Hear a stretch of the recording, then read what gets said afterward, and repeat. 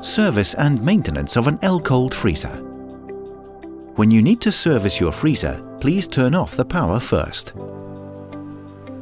Remove the glass lid if it's a freezer like the one depicted here,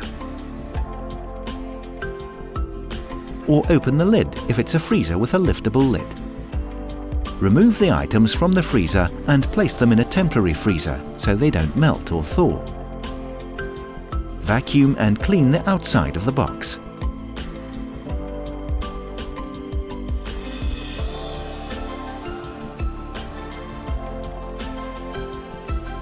Remove the grill in front of the compressor housing.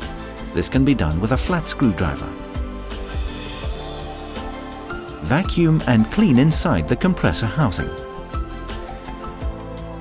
Defrost the freezer as needed. We recommend that the glass lid is removed entirely, so this process is carried out as ergonomically as possible. You can also de-ice the freezer by letting the ice thaw. Once sufficient time has passed, pull out and turn the drainage plug and drain the freezer from the melted ice. Put the lid back on or close the lid if it's a liftable lid. Plug the freezer back in, but for safety reasons, don't touch anything inside the compressor housing now that the power has been turned back on.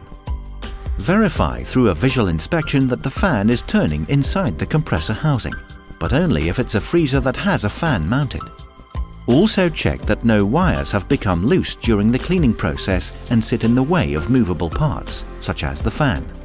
If you need to make any adjustments within the compressor housing, please disconnect the power first before attempting to mend any issues. Mount the grill back onto the freezer. When the desired temperature has been reached, put the goods back into the freezer. We recommend that you defrost as needed and clean the compressor housing at least once every 6 months. This ensures maximum efficiency of your Elcold freezer.